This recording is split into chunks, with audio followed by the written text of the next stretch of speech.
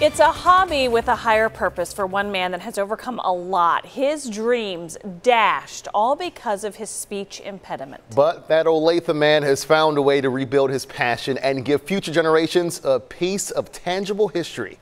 41 Action News anchor Richard Sharp shares his story. This is a 1941 half-ton weapons carrier.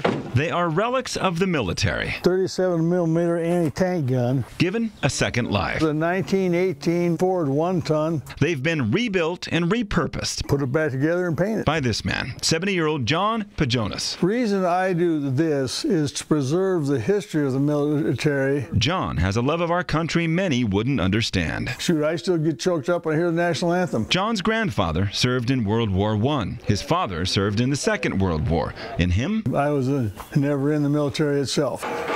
John says he tried the military. And I didn't know at that point. Once they found out he had a stutter, preserved, his career was over before it began. What it was mental. It was kind of, emotional. Years of speech therapy, plenty of bullying and fights, and he eventually figured out how to overcome his stutter on his own. I decided at some point, either consciously or on a subconscious level, that I wouldn't let it to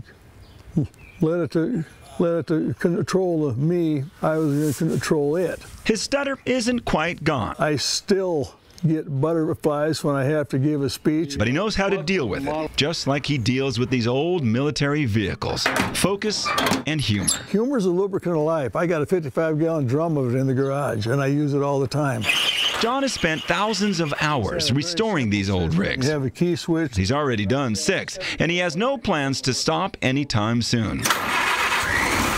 He has a bit of advice for anyone who is struggling with a speech impediment like a stutter. Hey, look, it's either going to run you or you're going to run it. The only limitation of it is what others do with it, not what you do with it. In other words, don't let it define you. In Olathe, I'm Richard Sharp, 41 Action News.